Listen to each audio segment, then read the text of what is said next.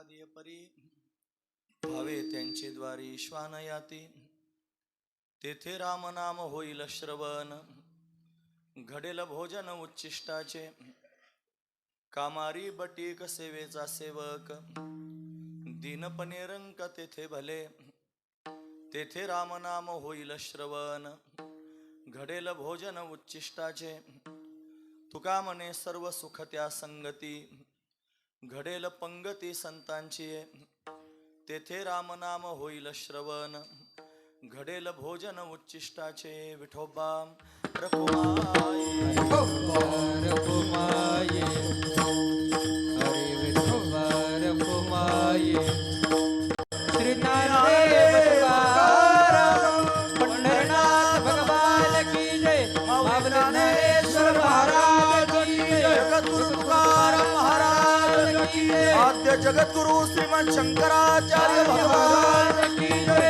सियावर रामचंद्र भगवान की जय पवन सुत हनुमान की जय रखुमाई विठोबा रखुमाई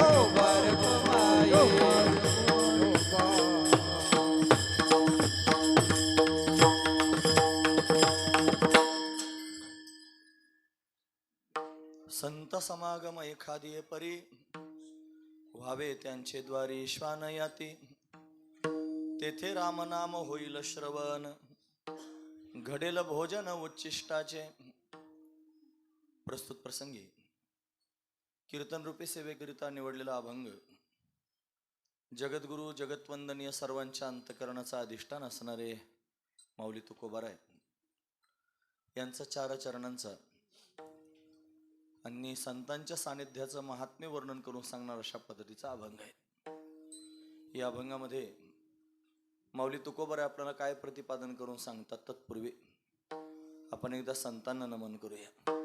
हे श्री संतांची माता चरणावर श्री संतांची माता चरणावर श्री संतांची माता चरणावर श्री संतांची माता चरणावर अष्टांग हे करी दंडवत अष्टांग हे करी दंडवत अष्टांग हे करी दंडवत विश्रांती पावलो सांभाळावून हे विश्रांती पावलो सांभाळावून विश्रांती पावलो सांभाळावून विश्रांती पावलो सांभाळावून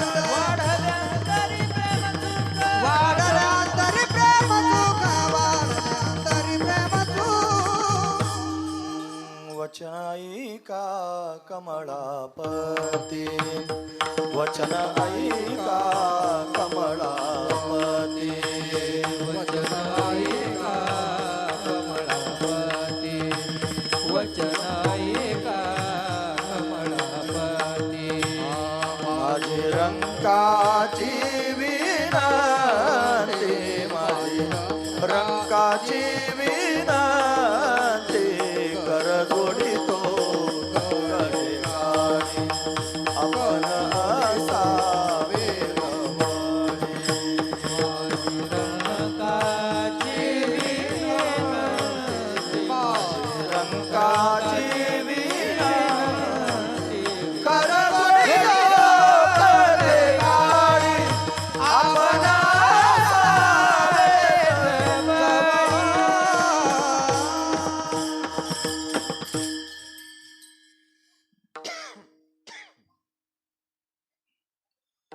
श्री संतांची या माथा चरणावरी साष्टांग हे करी दंडवत विश्रांती पावलो सांभाळा उत्तरी वाढले अंतरी प्रेम सुख संत समागम एखादी परी व्हावे त्यांचे द्वारी श्वान याती तेथे रामनाम होईल श्रवण घडेल भोजन उच्चिष्टाचे. प्रस्तुत प्रतिवर्षीप्रमाणे याही वर्षी प्रभू रामचंद्रांच्या जन्मोत्सवानिमित्त संपन्न होत असणारा आपला हा दिव्य सोहळा त्यातील 3ऱ्या क्रमांकाची भगवंताची कीर्तन रूपी सेवा ही अकारण करुणावरून आले भक्तकाम कल्पद्रुम भगवान पांडुरंग परमात्म्याच्या अथांग करुणेनं त्याच्या दयेनं या सर्व संयोजक मंडळींच्या माध्यमातून ग्रामस्थांच्या माध्यमातून आमच्या वाटेला आलेले आहेत. सेवेकरिता निवडलेला अभंग जगद्गुरु तुकोबारायांचा आहे. तुकोबराय अभंगाच्या माध्यमातून संत समागम, संतांची संगती किती महत्वाची आहे तिचं दुर्लभत्व वर्णन करून सांगतात. संत संग व्हावा याच्याकरिता जीवानं अट्टहास केलं पाहिजे. कसा अट्टहास करावा ते म्हणले, संत समागम एखादी परी व्हावे त्यांचे द्वारी श्वान याती. श्वान म्हणजे कुत्रा. संतांची संगती कोणत्या न कोणत्या तरी प्रकारानं घडावी. मग कोणत्या प्रकारानं घडावी? कुत्रा होऊन त्यांच्या दारात राहण्याचा प्रसंग आला तरी चालेल, पण त्या माध्यमातून संतांचा संग व्हावा. का बरं संतांची संगती पाहिजे? त्याला काही फल असेल ना संतांच्या संगतीला. प्रत्येक गोष्ट फलाकडून पाहिली जाते. साधा संसार करायला लागलो आपण की आधी फलाचा विचार करतो. नोकरी करायची, किती पगार मिळणार आहे, व्यवसाय करायचा, किती नफा होणार आहे, किती फायदा होणार आहे, या सगळ्या गोष्टीमधून त्याचा विचार आधी केला जातो. म्हणून परमार्थ करत असताना सुद्धा काही गोष्टींमध्ये फल पाहिलं पाहिजे. मग काय फल मिळेल संतांची संगती प्राप्त केल्याने? थोडं वाढ वाजून संतांच्या संगतीनं काय फल प्राप्त होणार आहे म्हणले, तेथे रामनाम होईल श्रवण. तिथं राम नामाचं श्रवण घडेल. रामाकरताच चाललंय ना एवढं सगळं. पण फलश्रुती आहे, राम प्राप्त होईल, राम नामाचं श्रवण होईल. नुसतं राम राम म्हणलं ना आपण तरी राम राम म्हणल्यानं राम होता येतं. राम म्हणता रामची होईजे, पदी बैसोनी पदवी घेईजे, ऐसे सुख वचनी आहे. म्हणून रामनामामध्ये विशेष सुख आहे.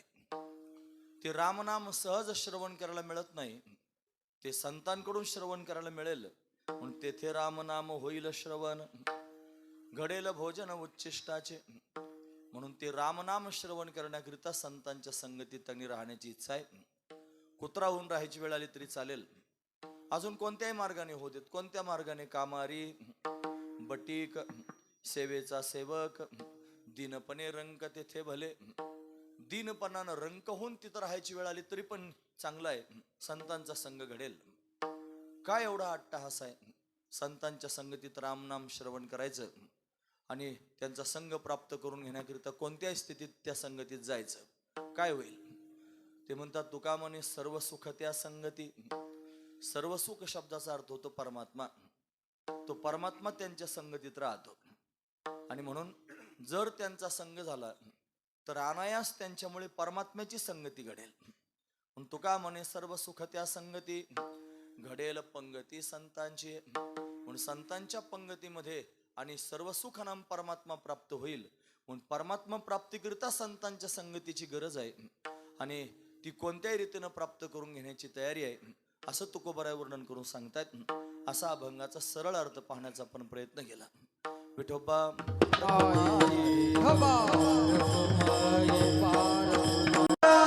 पंढरनाथ भगवान की जय, माऊली ज्ञानेश्वर महाराज की जय.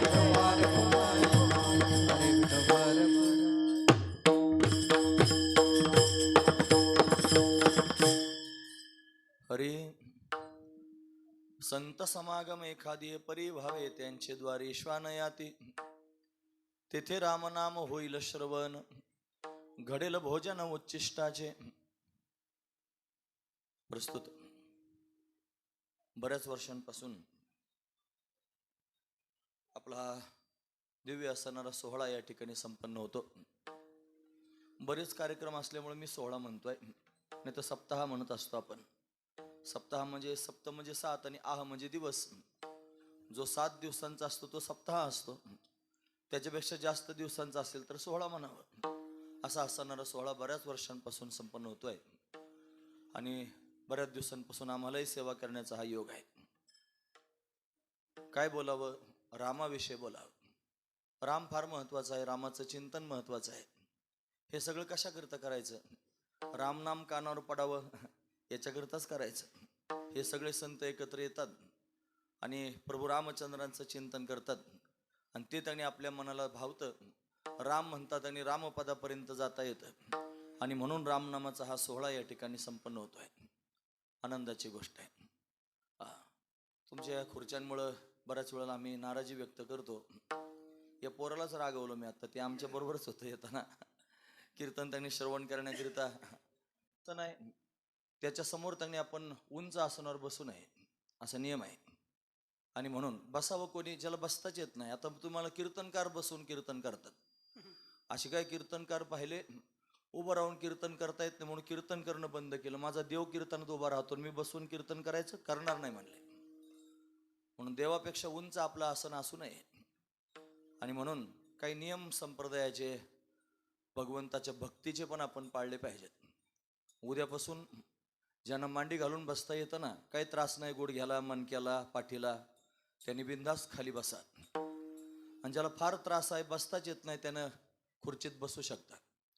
कारण मग कीर्तनात जर खुर्चीत आपण बसलो तर ते थिएटरमध्ये बसल्यासारखं होतं. मागच्या वेळेला बरेच चपला घालून बसले होते ना, मग त्याची तिडीक उठते डोक्यामध्ये, मग त्याच्यावर जास्त चिंतन होतं. मग ते कीर्तनकाराचा जर त्यांनी विचार प्रवाह बदलला तरी मग तो त्याच प्रवाहात वाहून जातो. म्हणून सात्विकता फार महत्वाची असते. ती सात्विकता त्यांनी थोडी पाळली पाहिजे. याला थोडं डिले द्या. सात्विकता त्यांनी फार महत्वाची असते. कशाकरता हा अट्टहास आहे?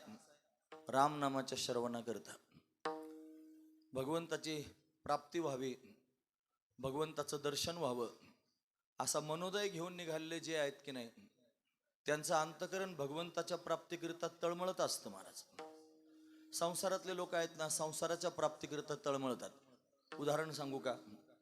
एखाद्या मुलाचं जर लग्न होत नसलं, त्याची 35 उलटून गेलेली आहे आणि अजून त्यांनी सोयरी कुठून येत नाही, त्याचा जीव बायको करण्याकरिता तळमळतो. त्याला तळमळ फक्त सांगायची ना मला, मग ती कोणत्या रीतीनं तुम्हाला अनुभवाला येऊ शकते. लग्न जमत नाही, त्याचा जीव तळमळतो. ही तळमळ जशी आहे की नाही, तिचा अनुभव आहे आपल्याला.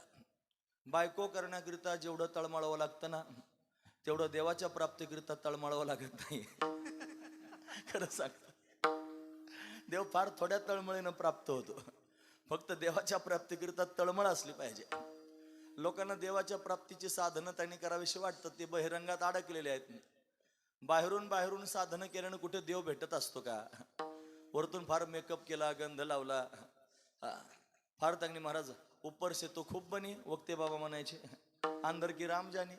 वरतून त्यांनी फार छान दिसतं, आतमधलं काय माहिती. आमच्याकडे म्हण आहे नगरला, रामाला डोळे. आता त्याला आहेतच डोळे, पण तरी सुद्धा एखादी गोष्ट पाहिल्यावर माणूस म्हणतो रामाला डोळे. याचा अर्थ काय होतो की रामालाच माहिती आतमध्ये काय आहे. नाही तर बाहेरून फार चांगलं दिसतं, मला पान फुलवा, अशी अवस्था बाहेरून असते. पण आतून अवस्था असावी. परमात्मा प्राप्तीकरिता काय पाहिजे? परमात्मा प्राप्तीकरिता अंतरंग महत्वाचा आहे. अंतरंगातून परमात्मा प्राप्तीकरिता अट्टहास असला पाहिजे. त्याला जगातलं काहीच नको असतं. ज्याला परमात्मा प्राप्त करून घ्यायचा असतो ना, त्याला जगातलं काहीच नको असतं. त्याला फक्त परमात्माच पाहिजे असतो. आणि त्याच्या भेटीकरिता त्याचा जीव कासावीस होत असतो. जसं एखादी आई आहे, तिच्या दृष्टीने तिचं बाळ महत्वाचं आहे, ती आई बाळाला जास्त महत्व देते म्हणा, तिच्या दृष्टीने. बाकी कोणालाच, आधी पतीला फार महत्व असतं तिच्या दृष्टीनं, पण तिला एकदा बाळ झालं की मग तो नवरा किती प्रेमाचा असला, दमून थकून आला, 1 नंबर देवाला दिला पाहिजे. बाकीच्यांना सगळ्यांना 2 नंबर दिले पाहिजे. 2 द्या, 5 द्या, काय द्या ते द्या, पण देवाला मात्र 1 नंबर द्या. ज्यानं परमात्म्याला 1 नंबर दिला आपल्या जीवनामध्ये, त्यालाच परमात्मा प्राप्त होतो. नाही तर गबाळ ग्रंथी फार असतात. त्याला बायको पाहिजे असते, पोरं पाहिजे असतात, संपत्ती पाहिजे असते, मान संपदा प्रतिष्ठा पाहिजे असते, आणि देवही पाहिजे असतो. तुम्ही ऐकतात ना सगळेजण, तुम्हाला देव पाहिजे की नाही? देव पाहिजे की नाही पाहिजे? पाहिजे. एक प्रश्न. दुसऱ्या प्रश्नाचं उत्तर सांगा, विचार करून सांगा. फक्त देवच पाहिजे का? आता खुर्चीतले सांगा, तुम्हाला देव पाहिजे की नाही? पाहिजे. दुसरा प्रश्न असा आहे, फक्त देवच पाहिजे का? कीर्तनात खोटं बोलायचं नाही, देव कान कापीत असतो. खरी गोष्ट आहे. इथं सगळे मौन होतात. भामटेपणा नाही करायचा. देवाच्या दारात खरं बोलत जायचं, आणि मनातली मनात का होईना पण खरं बोलायचं. शेजाऱ्याला नका सांगू. वस्तुस्थिती हीच आहे. फक्त देव नाही पाहिजे, गबाळ पण पाहिजे. आणि ज्याला गबाळ पाहिजे त्याला देव भेटत नसतो. देवाच्या प्राप्तीकरिता फक्त देवच पाहिजे अशी भावना निर्माण झाली पाहिजे, तर परमात्मा अशा पद्धतीने प्राप्त होत असतो. परमात्मा म्हणजे काय बोलाचा भातन बोलाची कढी नाही. देरे हरिण पलंगावरी अशा पद्धतीने परमात्मा भेटत नसतो. त्याला आस निर्माण व्हावी लागते परमात्मा प्राप्तीची. त्याला तळमळ निर्माण व्हावी लागते परमात्मा प्राप्तीची. कधी भेटेल परमात्मा? कासावी सोनतांगणी महाराज भगवंताची वाट पाहतात साधू संत. हे आसुवे दाटली उभारो निबाहे, आसुवे दाटली उभारो निबाहे,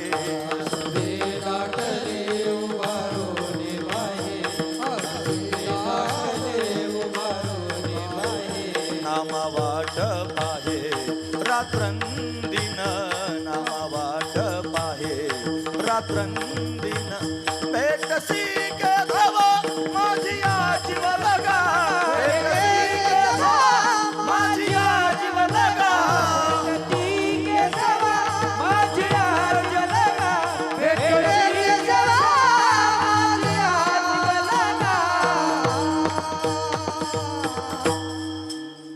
आसुवे दाटली उभारो निबाहे, नामा वाट पाहे रात्रंदिन, नामा वाट पाहे रात्रंदिन, भेटसी के धवा माझिया जीव लगा, भेटसी के धवा माझिया जीव लगा. देवा कधी येशील रे, कधी भेटशील, कधी कृपा करशील, कधी दिसशील, कधी मी तुझ्याशी बोलेन. तो जर नाही प्राप्त झाला ना महाराज, तर जन्माला येऊन काय उपयोग झाला. तुम्ही निवडक लोक कीर्तनाला आलेले आहात. तुमच्या 2-3-4 वाड्या आहेत, त्या पोरांनी मला सांगितलंय. प्रत्येक वाडीत 1200 लोक आहेत, म्हणजे 4 वाड्या मिळून बरेच लोक आहेत नाही का. मग तेवढे इथं आलेत का? नाही आले. एवढेच आले का बरं? तुम्ही निवडक आहात. तुम्ही सगळे का आलात? त्याचं कारण तुम्हाला परमार्थाविषयी आस्था आहे, तुमच्या अंतकरणात परमार्थाविषयी प्रेम आहे, तुम्हाला कुठेतरी परमात्मा प्राप्त व्हावा अशी भावना अंतकरणात निर्माण झालेली आहे, आणि म्हणून तुम्ही परमात्मा प्राप्तीकरिता या मंडपात आलेले आहात. फार महत्वाचा विचार आहे. मग हा मुद्दा कोणाकरिता चाललेला आहे? ज्यांना परमात्मा प्राप्त करून घ्यायचं त्यांच्याकरिता. ते बाकीचे लोक आले नाहीत ना, त्यांचा काय संबंध नाही. का नाही संबंध? त्यांना जर गरज असती तर आले असते, मग त्यांच्याकरिता पण झालं असतं. त्यांना त्याची आवश्यकता नाही. हे कोणाकरिता चाललं? देवाच्या प्राप्तीकरिता. मग ज्याला देव पाहिजे ना, त्यानं कान उंच करून ऐकलं पाहिजे. ज्याला देव पाहिजे ना, त्यानं सिरियस होऊन ऐकलं पाहिजे. ज्याला देव पाहिजे ना, त्यानं प्रॅक्टिकलात याच्यात उतरलं पाहिजे. फार महत्वाचा विचार आहे. देव जर पाहिजे असला तर काय करावं लागतं त्याचं साधन मी तुम्हाला सांगतोय. तुम्हाला अनेक साधनं जगात देवाच्या प्राप्तीची पाहायला मिळतील, पण कोणत्याच साधनेच्या माध्यमातून परमात्म्यापर्यंत जा. नाना साधनांच्या केल्या खटपटा, परित्या नपवती व याचे दारवंटा. त्या सगळ्या साधना त्याच्यापर्यंत जात नाहीत. मग काय साधन केलं पाहिजे? साधू संतांनी केलं ते साधन करा. काय साधन आहे? परमात्म्याच्या प्राप्तीकरिता तळमळ केली साधू संतांनी, देव प्राप्त व्हावं म्हणून. त्यांनी स्वप्न पाहिले, मला देव भेटला पाहिजे, देव दिसला पाहिजे. फार आनंद आहे देवाच्या त्या भेटीमध्ये. म्हणून तर ज्ञानोबा दुसरा विषय नव्हता, देव पाहिजे होता. नाथ महाराजांना दुसरा विषय नव्हता, देव पाहिजे होता. तुकोबाऱ्यांना दुसरा छंद नव्हता, देव पाहिजे होता. त्यांना काय राजकारण करायचं नव्हतं, समाजकारण करायचं नव्हतं, त्यांनी इलेक्शनला उभं राहायचं नव्हतं, त्यांनी गावकी करायची नव्हती, त्यांना काही खटखटी नव्हत्या मराठी डोक्यामध्ये. त्यांच्या चित्ताचा एकच विषय होता, देव पाहिजे. आणि म्हणून ते प्रसिद्ध आहेत महाराज आता सध्या. नाही तर गावकी करणारे, पदप्रतिष्ठा प्राप्त करून घेणारे फार झाले, मेले सुद्धा.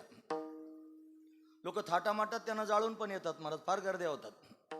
पण जोपर्यंत बॅनर आहे ना तोपर्यंतच दिसतात ते, त्याच्यानंतर परत विसरून जातात महाराज. त्यांचे नावं सुद्धा निघत नाहीत. माझं म्हणणं लक्षात घ्या मी काय सांगतो ते. पण माझे तुकोबाराय तसे नाहीत महाराज. 350 वर्ष होऊन गेले पण अजून तुकोबारायांचं नाव आहे. 750 वर्ष होऊन गेले पण अजून ज्ञानोबारायांचं नाव आहे. 5000 वर्ष झाले पेंद्या, वरद्या, वाकुड्या, श्रीदाम, सुदाम, मधुमंगल, मनसुख, बोबड्या प्रसिद्ध आहेत महाराज. 5000 वर्ष झाले. का बरं प्रसिद्ध झाले? त्याचं कारण त्यांनी गबाळ नाही जमा केलं, त्याचं कारण त्यांनी परमात्मा जमा केला, परमात्मा प्राप्त करून घेतला. म्हणून ते जिवंत आहेत आज सुद्धा. हे कीर्तनात कंबर बांधून बुवा लोक त्यांची नावं घेतात म्हणजे ते जिवंत आहेत ना महाराज या माध्यमातून. आज पेंद्या जिवंत आहे या माध्यमातून. का तर परमात्मा प्राप्त करून घेतला. 2500 वर्षापूर्वी आद्य जगद्गुरु श्रीमद शंकराचार्य त्यांनी होऊन गेले. धर्माकरिता अट्टहास केला, धर्म जगवला, धर्म टिकवला. आजही त्यांचा डंका वाजतोय. जिवंत आहेत महाराज आज ते. का तर धर्म कार्य केलं म्हणून, परमात्मा प्राप्तीकरिता निघाले म्हणून. आपलं काय शिल्लक राहील? तुम्ही ऐकतात ना सगळेजण? आपलं काय शिल्लक राहील? आपल्यातलं कोण शिल्लक राहील आणि कोणाचं नाव शिल्लक राहील? फार हातपाय जर खोडत असाल प्रपंचाकरिता आणि प्रपंच जमा करण्याकरिता जर फार अट्टहास असेल तर काय शिल्लक राहील सांगा? बऱ्याच लोकांकडे वडिलोपार्जित जमीन असते. काय शब्द आहे? वडील उपार्जित म्हणजे वडिलांनी जपून ठेवलेली जमीन, म्हणजे त्यांच्या वडिलांनी जपली, त्यांच्या वडिलांनी जपली, त्यांच्या वडिलांनी जपली, अशी शृंखलाच असते. एवढ्या लोकांनी जपून ठेवलेली प्रॉपर्टी आपल्याकडे असते. ते म्हणते ते गडगंज श्रीमंत आहेत. काय नाव आहे त्या श्रीमंतीला? अजून एक नाव आहे काहीतरी, किती त्यांची वडिलोपार्जित असणारी श्रीमंती आहे. अशी त्यांनी जपून ठेवलेली श्रीमंती आहे. ती ज्यांनी ज्यांनी जपून ठेवली त्यांचं तुमच्या लक्षात आहे का नाव? तुम्ही ऐकतात ना सगळेजण, तुमचं नाव तुमच्या लक्षात आहे, तुमच्या वडिलांचं नाव तुमच्या लक्षात आहे, तुमच्या आजोबांचं नाव तुमच्या लक्षात आहे. पंजोबांचं एखादं फारच असला, त्यांनी जर फेरफार काढली असली तर पंजोबाचं पण लक्षात असेल. सरळ सरळ गोष्ट आहे. मग त्या पंजोबाचं ध्यानात आहे. खापर पंजोबाचं सांगा बरं काय नाव होतं? नाही माहिती. त्यानं जमीन जुमला जपून ठेवला की नाही आपल्याकरता? ठेवला. आपल्याला त्याचं नाव माहित नाही. मग त्याने एवढा 8 तास केला, जीव कासावीस केला, पोटाला कमी खाल्लं ना आपल्याकरता जपून ठेवलं. आणीबाणीचा प्रसंग आला तरी सुद्धा त्याने विकलं नाही तुकडं. तुम्हाला नको, माझी लेकरं काय खातील म्हणून त्यांनी कमी खाल्लं, पण लेकरांकरता शिल्लक ठेवलं. आणि त्याचं नावही आपल्याला माहित नाही. जसं त्याचं माहित नाही ना, तसं पुढच्या पिढ्या मोजा. तुमचा मुलगा, तुमचा नातू, तुमचा पंतू आणि खापर पंतू किती झाले? 4 झाले. त्याच्या पुढच्या पिढीला तुमचं नाव लक्षात राहणार नाही महाराज. कोणाकरता हातपाय खोडता? काय मिळवणार आहात? आपली 4थी पिढी आपल्याला ओळखत नाही, मागची 4थी पिढी आपल्याला माहित नाही. आणि पेंद्या मात्र माहिती आहे, वरद्या माहिती आहे, वाकुड्या माहिती आहे, प्रल्हाद माहिती आहे, ध्रुव माहिती आहे, हनुमंत माहिती आहे, अंगद माहिती आहे, उद्धव माहिती आहे. का माहिती आहे? त्याचं कारण त्याने हे नाही जपलं, त्याने देव जपला, त्याने देव प्राप्त करून घेतला. चिरंतन झाले महाराज. त्यांची कीर्तनं केली जातात, त्यांच्या नावानं त्यांनी महाराज मोठे सोहळे केले जातात. का तर देव प्राप्त करून घेतला. असा विचार कीर्तनकारांना मांडायला सुरुवात केली की थोडं कीर्तन आपल्या अंगावर ओढून घ्यायचं आणि आपल्या मनाला प्रश्न विचारायचा की मी काय केलं? येथे येऊन केले काही? विठ्ठलू नाही आठविला, आहारे मुडा भाग्यहीना, गेलासी पतना मोहभ्रमे. अरे मोहातन भ्रमात पतनाला गेला वेड्या, जन्मभर काय केलं इथं येऊन? तुकोबा आहे त्यांनी विचार करतात स्वतःच्या जीवनाविषयी आणि ते स्वतःबरोबर त्यांनी संवाद करतात. देवाला म्हणतात महाराज, काय जन्मा येवोनिया केली म्या जोडी, हाची घडोघडी चित्ता येतो आठव. भगवंता, अरे का चाळून ठेवलंस? आशेला लावून ठेवलं देवा, मला सारखा आठव माझ्या चित्तामध्ये येतो. काय केलं मी जन्माला येऊन? अशी भावना पोटात निर्माण झाली पाहिजे. परमात्मा प्राप्तीकरिता जीव तळमळला पाहिजे. आणि मग मात्र परमात्मा पाहिजे, परमात्मा पाहिजे असे निघाले लगेच परमात्मा प्राप्त झाला असं नाही होत महाराज. तो सहजासहजी भेटत नाही, फार आडेझाडे घेतो. त्याला प्राप्त करून घेण्याकरिता कासावीस जीव झाला की मग त्याला असं वाटतं आता काय करू, कोणाला विचारू? जो भेटेल त्याला विचारावं असं वाटतं. हे पुसावेसे हेची वाटे, जे जे भेटे तयासे, जे जे भेटे तयासे, जे जे भेटे तयासे. जे जे भेटे तयासे, जे जे भेटे तयासे, जे जे भेटे तयासे. हो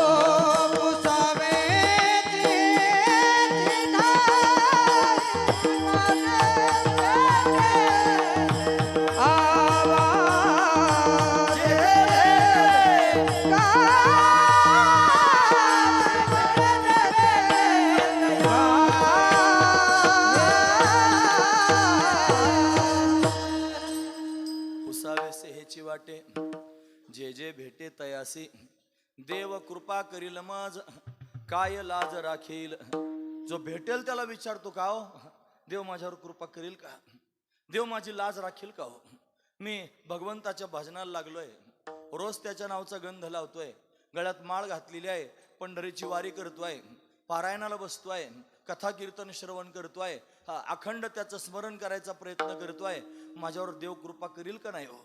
देव मला भेटेल की नाही हो? अशी भावना अंतकरणात निर्माण होते आणि त्याला पुसावं असं वाटतं. जो भेटेल त्याला विचारतो. ज्याला गरज असते ना महाराज, तो काही करायला तयार होतो, काही करण्याकरिता तयार होतो. ते कोरोना आला होता ना आता मध्ये, त्यावेळेला ते इंजेक्शन दिलं जायचं, काय त्याचं नाव होतं? रेडमीसेवर आहे की नाही, ते इंजेक्शन दिलं जायचं आणि त्याचा तुटवडा आला होता. आणि फार श्रीमंत माणसं सुद्धा अशी किविलवाणी झाले होते. ज्याच्या घरात एखादा पेशंट सापडला, फार श्रीमंत आहे आणि इंजेक्शन भेटत नाही, मग ते ज्याला त्याला जाऊन विचारायचं फोन करून, हॅलो इंजेक्शन भेटेल का? हो विचारा ना, तुम्हाला कोणाला पाहिजे असलं तर त्याला विचार ना. प्रत्यक्षात घडलं ना महाराज. का?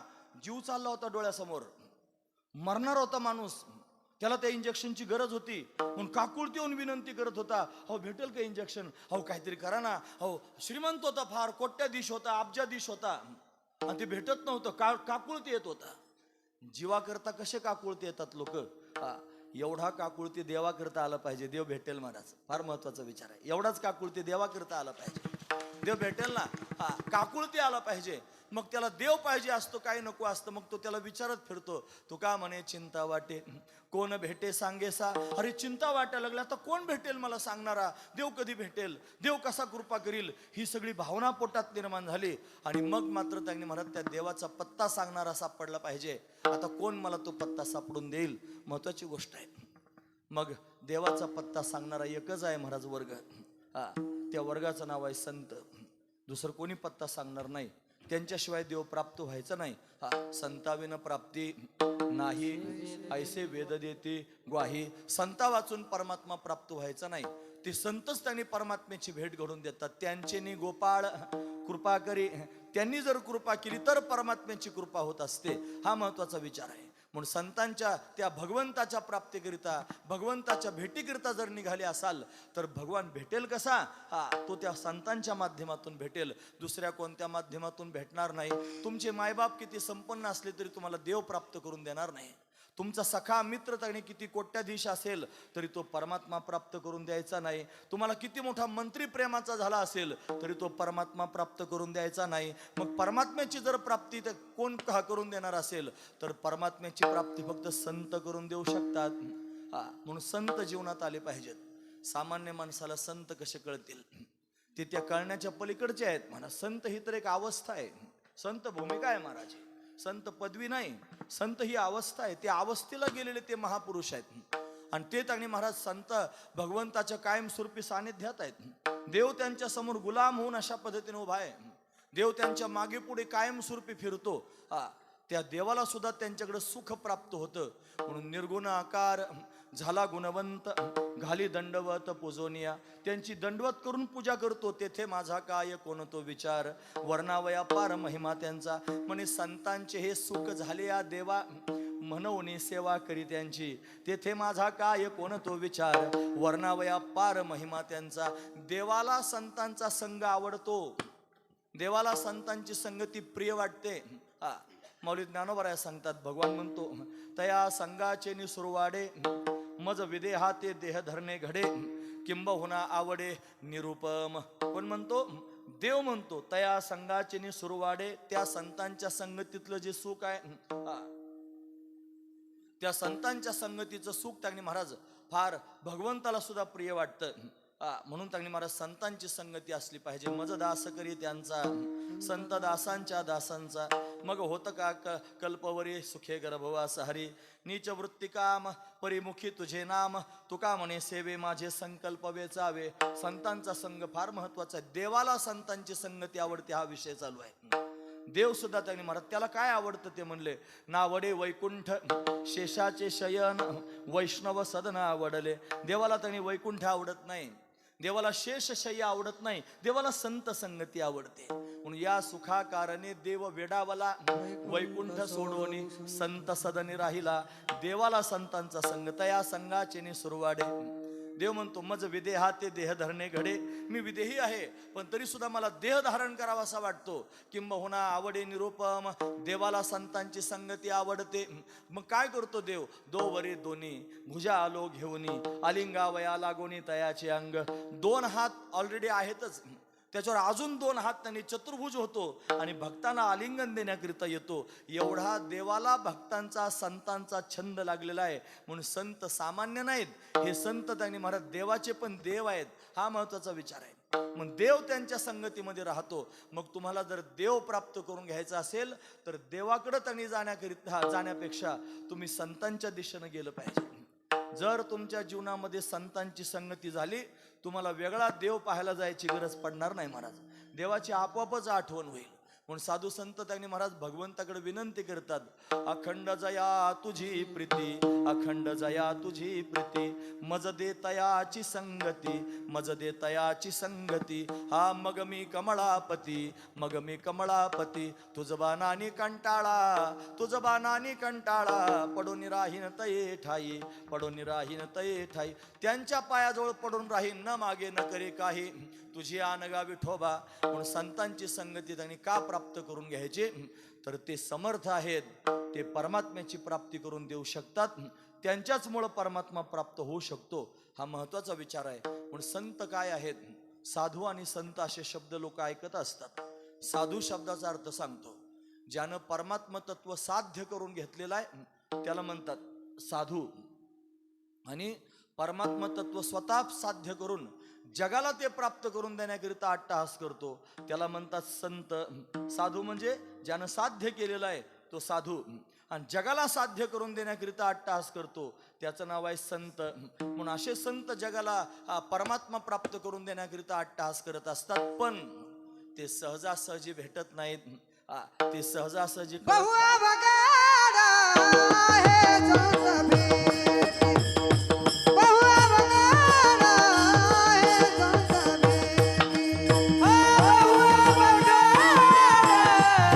संत भेटी, बहु अवघड आहे संत भेटी, बहु अवघड आहे संत भेटी,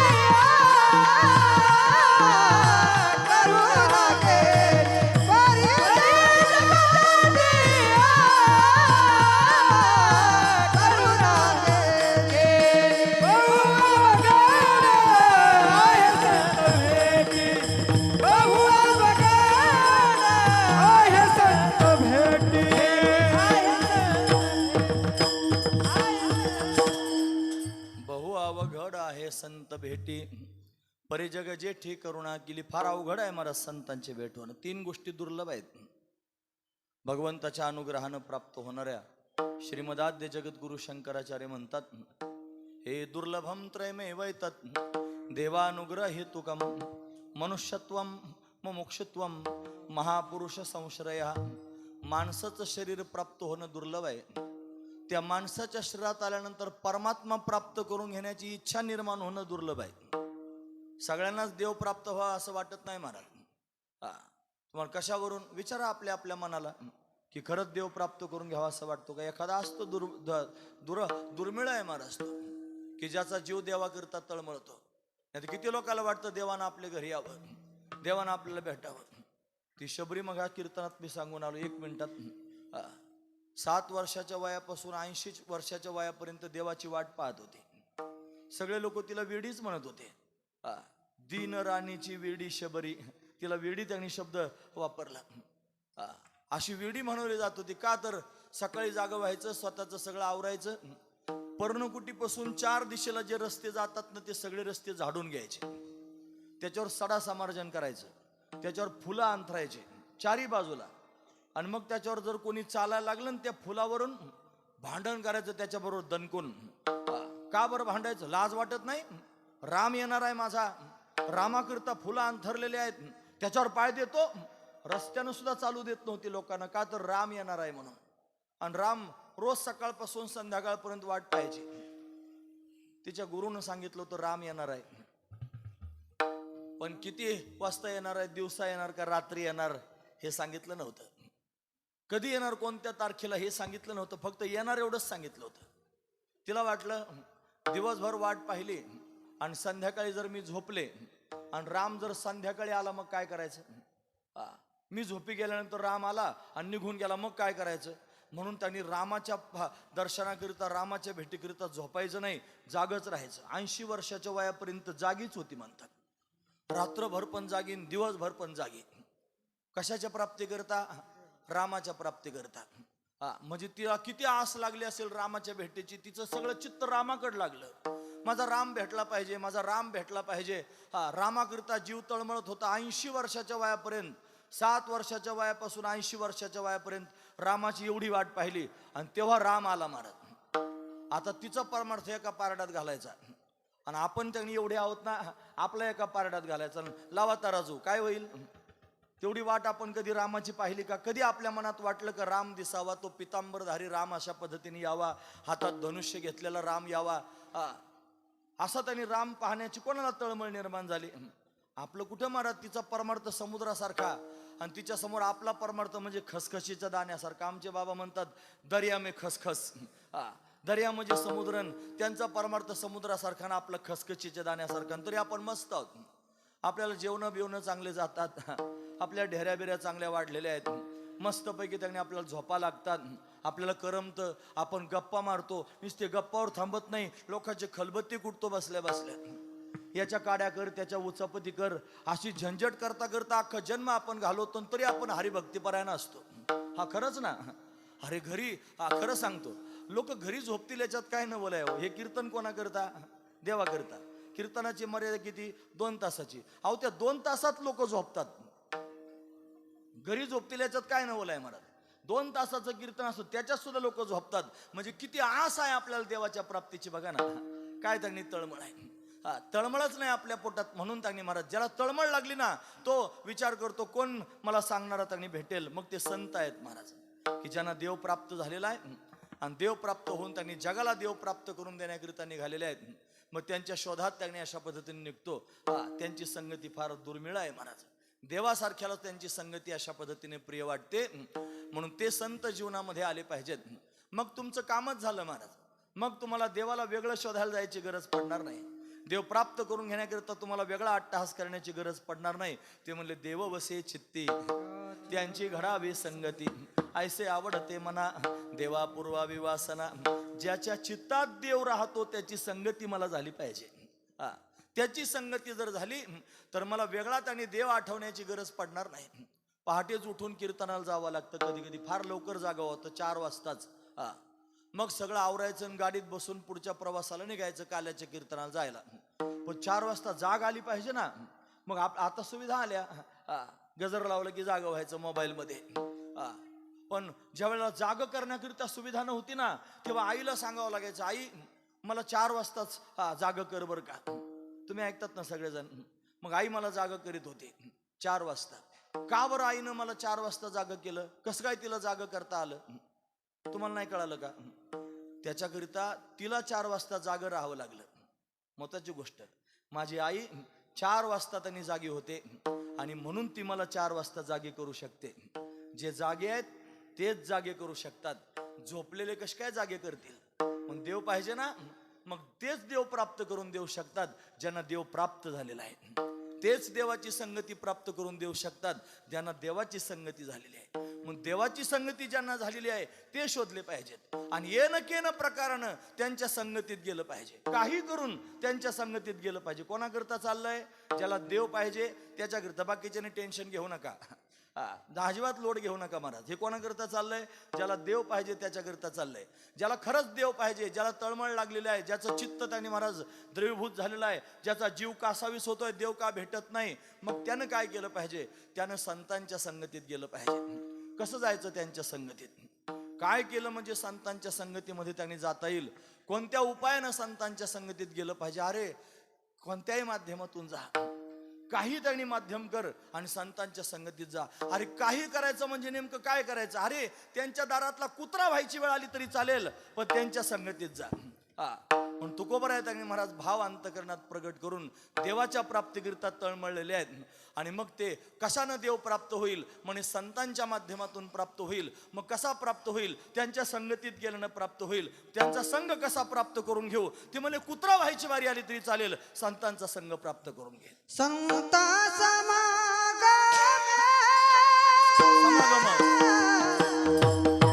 एखादी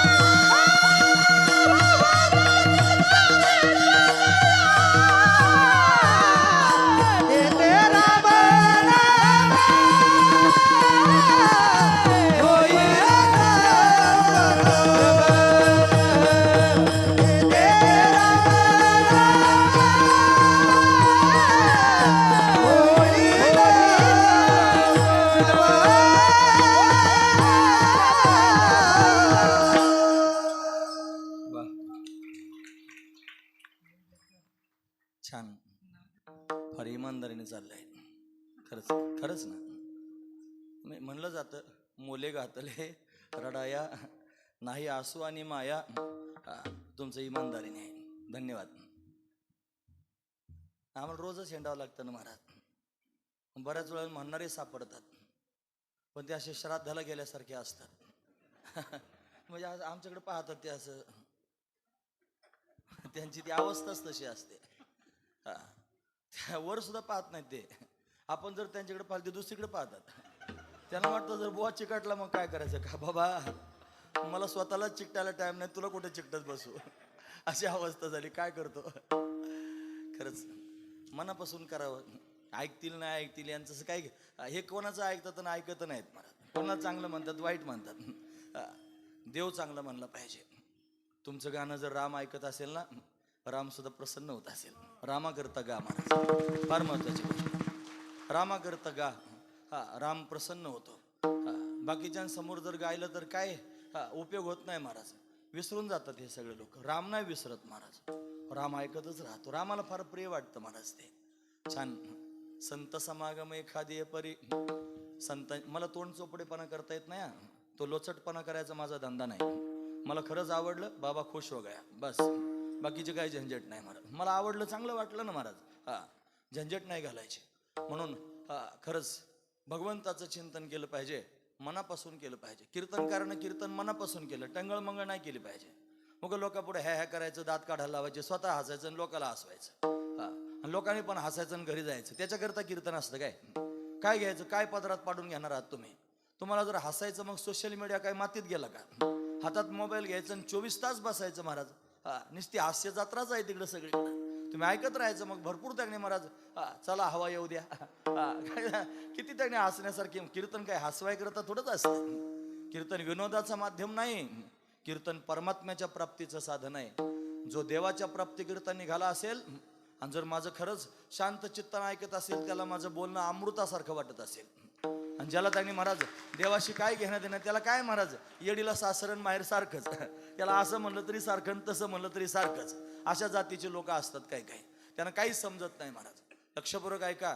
तळमळ सांगतोय मी. भगवंताच्या भेटीची तळमळ झाली. कोण परमात्मा प्राप्त करून देईन? मग त्याचं उत्तर मिळालं, संत परमात्मा प्राप्त करून देतील. कसा प्राप्त करून देतील? त्यांच्या संगतीत गेल्यानंतर ते परमात्म्याची प्राप्ती करून देतील महाराज. मग देव जर प्राप्त करून घ्यायचं असलं तर संतांच्या संगतीत गेलं पाहिजे. कसं गेलं पाहिजे संतांच्या संगतीत? कोणत्या प्रकारानं गेलं पाहिजे? इथं शब्द वापरला परी. परी म्हणजे प्रकार. संत समागम एखादी परी. परी म्हणजे संतांचा संग एखाद्या प्रकारानं घडावा. कोणत्या पण एखाद्या प्रकारानं संतांची संगती घडावी. का बरं? राम पाहिजे म्हणून, राम दिसावा म्हणून, राम भेटावा म्हणून, राम बोलावा म्हणून, रामाची प्राप्ती करून घ्यायची म्हणून संतांची गरज आहे. त्यांच्याशिवाय कोणी प्राप्त करून देऊ शकत नाही. वेद सुद्धा म्हणतो त्यांच्याकडे जा, ते देव प्राप्त करून देतील. म्हणून त्यांच्या संगतीत गेलं पाहिजे. मग चला संतांच्या संगतीत. कसे जाल? कोणत्याही प्रकारानं जा. कसे जाल? म्हणे व्हावे त्यांचे द्वारे श्वान याती. त्यांच्या दारातला कुत्रा होऊन जरी त्यांनी त्यांची संगती प्राप्त झाली तरी फार महत्वाची संगती आहे महाराज. ते म्हणजे संतांचे न्हाणी होईन किडा. संतांच्या न्हाणीतला किडा होईन म्हणले. स्नान करतील, पाणी जाईल त्याच्यावरून आणि तो किडा संतांच्या अंगावरच्या पाण्यात तरंगत राहील. काय समाधान त्याला प्राप्त होईल.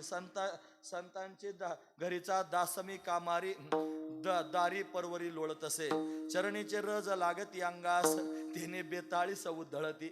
संतांच्या संगतीत जर त्यांनी त्यांच्या दारात जाऊन बसलो, नुसतं लोळत जर राहिलो त्या मातीमध्ये तरी 42 पिढ्या धरून जातील. एवढं सामर्थ्य संतांच्या संगतीचे. उच्चिष्ट हे जमा करून पत्रावळी घालीन कवळी मुखामाजी. त्यांचं उष्ट त्यांनी मला त्या कानी जेवण केल्यानंतर टाकून दिलेल्या पत्रावळ्या आहेत ना, त्या गोळा करीन आणि त्याच्यावरचं उष्ट गोळा करीन आणि ते अशा पद्धतीने सेवन करीन. त्यानं खऱ्या अर्थानं त्यांनी महाराज परमात्म्यापर्यंत जाण्याचा मार्ग सापडेल. एवढं विशेषत्व संतांचं आहे. म्हणून व्हावे त्यांचे द्वारे श्वान याती. श्वान म्हणजे कुत्रा. व्हावे त्यांचे द्वारे गाढव याती असं नाही म्हणले. व्हावे त्यांचे द्वारे बैल याती असं नाही म्हणले. व्हावे त्यांचे द्वारे श्वान याती. श्वान म्हणजे कुत्रा म्हणले. कुत्रा फार इमानदार प्राणी असतो महाराज. उग कुत्र्याची उपमा कोणालाही देतात लोक. आमच्या नगर भागात जर भांडणं झाले ना कोणाचे, डेंजर भांडतात लोक महाराज. नगरी लोक फार डेंजर आहे, त्यांची भाषाच नगरी. तुम्ही बघा ना, आता मी नगरीच भाषा बोलतोय. हा, ती भाषा त्यांनी मिळमिळत नसते, अशी त्यांनी महाराज तुटून पडणारी भाषा असते. आणि असं जर भांडण झालं ना कधी माळेवाड्यात बघायला या तुम्ही आमच्या. हा, ते त्यांनी महाराज अशा बाह्या मागं करून भरायचं आणि त्याला माझ्या कुत्र्या. बाबा माणसाला कुत्रा म्हणतात. कुत्रा, अरे कुत्र्याची उपमा कोणाला देऊ नका बाबा. कुत्र्यासारखा कोणता प्राणी चांगला आहे? कुत्रा इमानदार प्राणी आहे महाराज. कुत्र्यासारखा इमानदार कोणी नाही. संतांच्या दारातला कुत्रा होईन म्हणजे इमानदारीनं संतांच्या दारात राहीन, हा त्याचा अर्थ आहे. हा, इमानदारी असली पाहिजे ना. फार एकनिष्ठतेनं संतांच्या दारात राहीन, हा त्यातला भाव आहे. हा, व्हावे त्यांचे द्वारे श्वान याती, एकनिष्ठतेनं संतांच्या संगतीमध्ये राहीन. हा, मग त्यांना कधीतरी माझी दया येईल ना. मग ते त्यांनी मला कधीतरी निहाळतील, कधीतरी पाहतील. अरे त्यांची दृष्टी माझ्यावर पडेल. लक्षपूर्वक आहे का मी काय सांगतो ते. ज्ञानोबराय संतांच्या दृष्टीचं वर्णन करून सांगतात. काय म्हणतात माहिती आहे? हे असो हा दिठिवा जयावरी झळके, का पद्म करो माथा पारुखे, तो जीवची परितुके महेशेसी. फार मोठी गोष्ट सांगतो आम्ही तुम्हाला. वातावरणात विरघळून देऊ नका. संतांची दृष्टी किती महत्वाची आहे. त्यांनी फक्त डोळे भरून आपल्याकडे पाहिलं ना महाराज, तरी सुद्धा तो ज्याच्याकडे पाहतात ना तो शंकराच्या तुलनेचा होतो. हे असो हा दिठिवा जयावरी झळके. माझं हे बोलता बोलता हृदय भरून आलं. त्याचं कारण मला संत भेटले ना महाराज. माझ्या जीवनामध्ये संत भेटले आणि त्या संतांनी फार प्रेमानं माझ्याकडे पाहिलंय महाराज. मी काय विद्वान नाही, शास्त्री पंडित आचार्य नाही.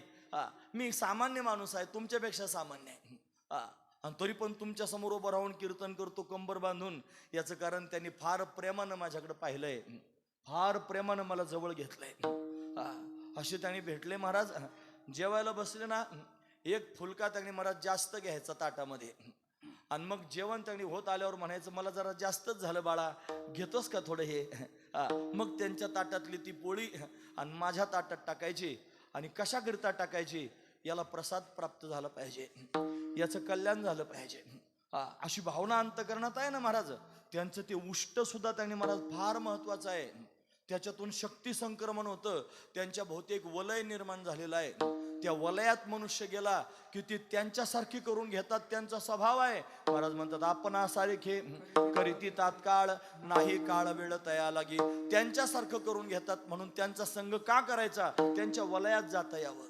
त्या वलयात गेल्यानंतर आपल्या अंतःकरणातले विकार निघून जातात आणि मग मात्र आपलं कल्याण होतं महाराज. आम्ही भागवतात भजन म्हणतो, संतन के संग जरा लाग रे, तेरी अच्छी बनेगी, अच्छी बनेगी तेरी बिगड़ी बनेगी, अच्छी बनेगी तेरी बिगड़ी बनेगी, होय तेरो बड़ भाग रे, तेरी अच्छी बनेगी.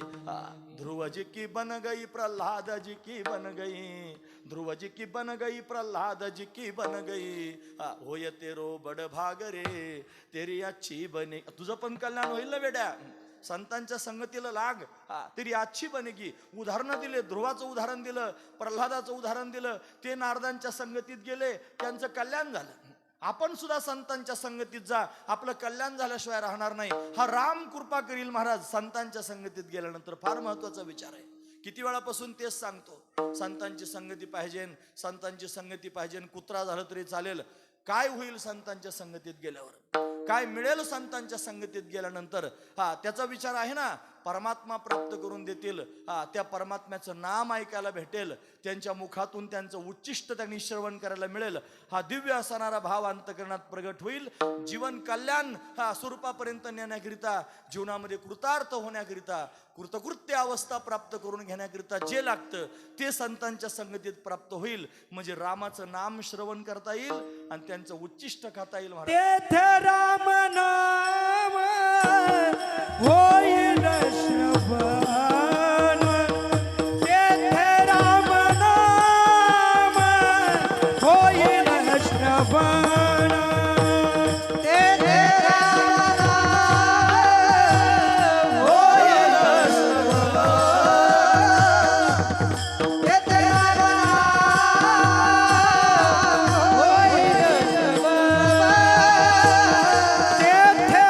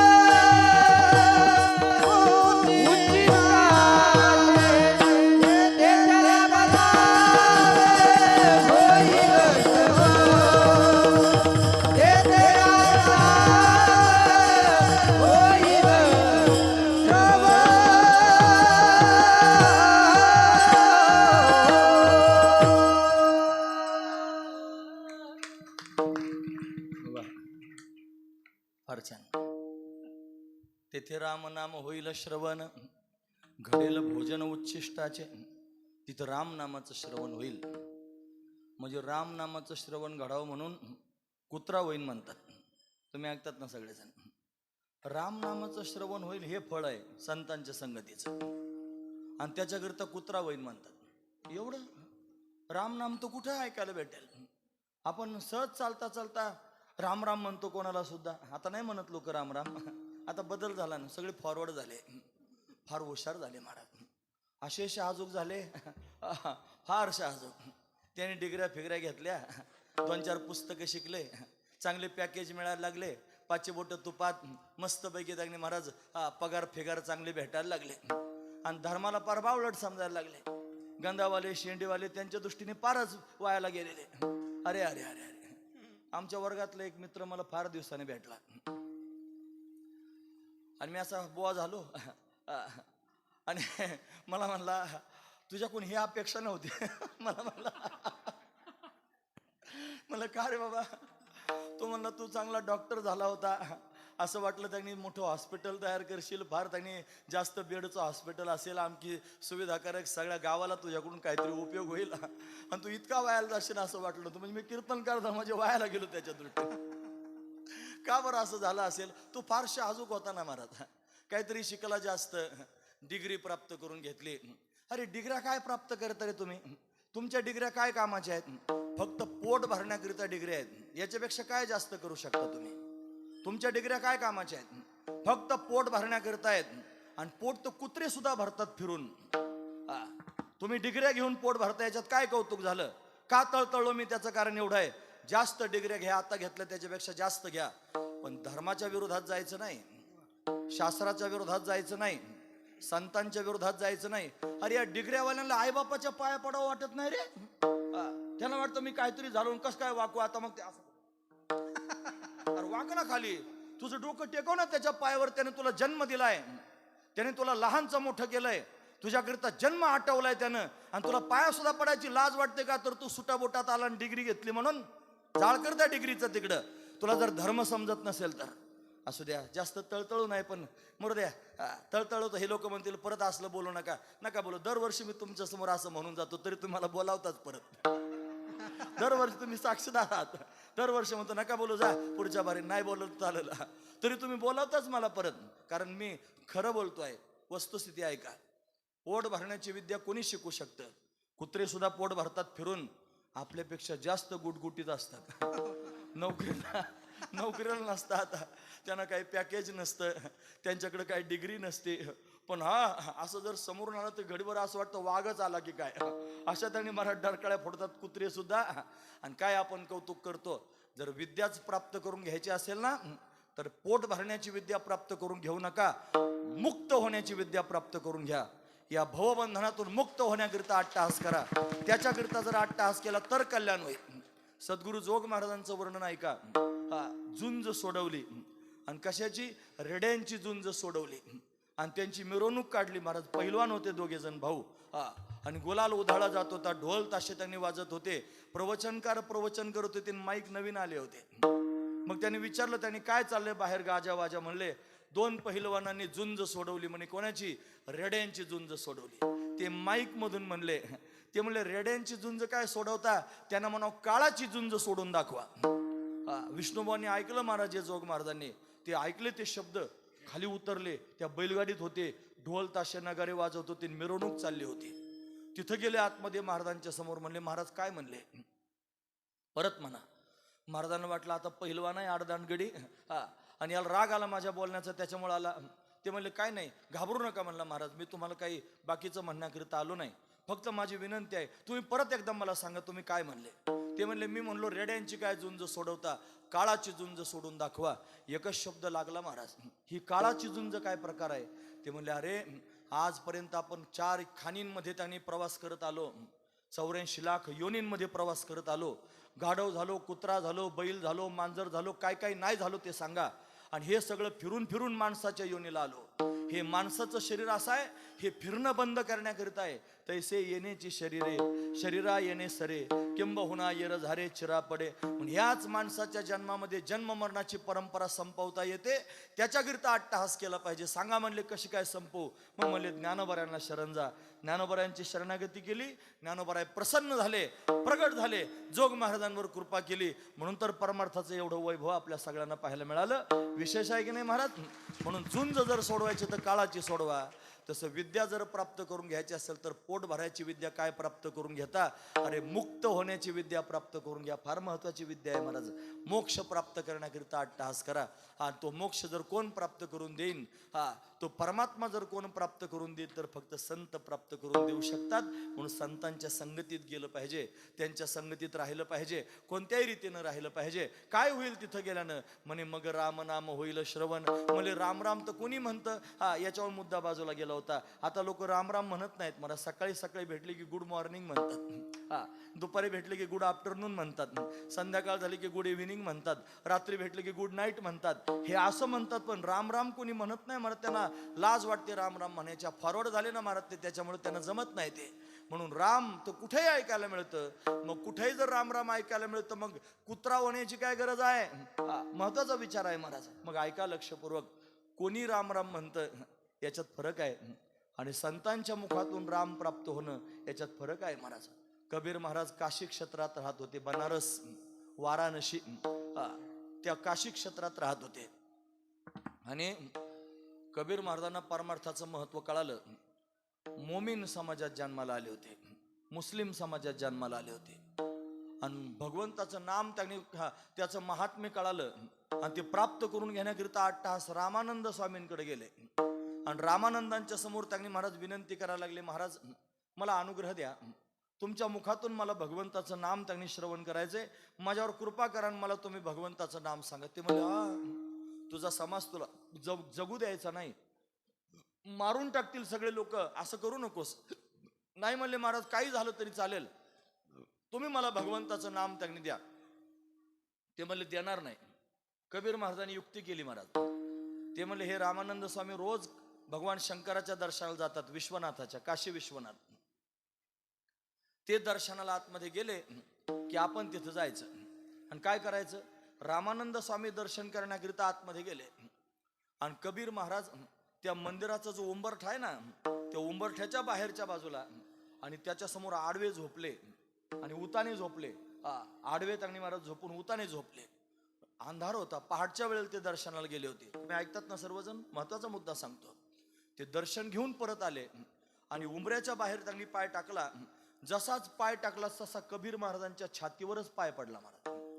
आता पायाला स्पर्श झाला कोण्यातरी माणसाच्या छातीचा, आणि लक्षात आलं त्यांनी माझा पाय त्यांनी कोण्यातरी माणसाला लागलेला आहे. रामानंद स्वामींच्या मुखातून शब्द बाहेर पडले, राम राम राम राम राम राम राम. हसू त्यांनी म्हणल्यानंतर पाय बाजूला केला आणि राम राम म्हणले. हे ऐकलं कबीर महाराजांनी, उठून उभे राहिले आणि नाचायलाच लागले. मिल गया मिल गया मिल गया. रामानंद स्वामीने काय मिल गया? राम नाम मिल गया. तुमच्या मुखातून राम नाम ऐकायला मिळालं. संतांच्या मुखातून राम नाम प्राप्त करून घेण्याकरिता कबीर महाराजांना एवढा अट्टहास करावा लागला. हे सामान्य माणसाच्या तोंडातून राम ऐकणं आणि तपस्वी असणाऱ्या महापुरुषाच्या मुखातून राम ऐकणं याच्यातला फरक आहे महाराजा. म्हणून ते संत तपस्वी आहेत, ते संत त्यांनी महाराज समर्थ आहेत. त्यांना राम त्यांनी अंकित झालेला आहे. राम त्यांच्या अधीन आहे महाराज. लक्षपूर्वक ऐका, राम अधीन आहे. राम वनवासाला गेला. सगळ्यांनी ऐकलं की नाही? हे का वनवासाला गेला सांगा? तुम्ही ऐकतात ना सर्वजण? राम वनवासाला का गेला? म्हणे कैकेयीनं 2 वर मागून घेतले आणि रामाला वनवासाला पाठवलं. अनेक रामायण आहेत महाराज.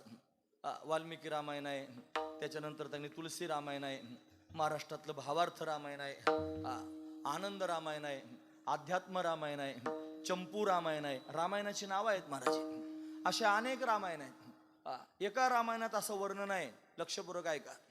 काय वर्णन आहे रामायणामध्ये? ज्या दिवशी दशरथानं आपलं मुख आरशात पाहिलं आणि त्याचा कानाजवळचा एक केस पांढरा झालेला त्याला दिसला, डोक्यावरचा मुकुट थोडा तिरका झालेला दिसला. दशरथाला असं वाटलं आता मी म्हातारा व्हायला लागलो. चाहूल आहे महाराज. म्हातारपण आलं ना की आधी पत्र येत राहतात. हे पत्र आहे केस पांढरे होणं म्हणजे. आता लोक त्याच्यावर मात करतात महाराज, त्याला डाय केला जातो. किती दिवस डाय करतील. मी तर नादच सोडून दिला महाराज त्याचा. खटखटच काय झालं, 3 बारा डाय करायचा महाराज ते. बुडी घोडी लाल लगाम. आधी त्या म्हातारपण आलं त्याचा स्वीकारही केला पाहिजे ना महाराज. 40शी ढकलली का माणसं पांढरे व्हायला लागतात. 40शीच्या आतच पांढरे होतात. काही काही नवरदेवांना सुद्धा डाय करून लग्नाला उभं राहावं लागतंय आता. नाही कळाल तुम्हाला. काय समजायचं समजून घ्या. अशी अवस्था त्यांनी होते. जरा कर्णमुळे सांगवाले गोष्टी.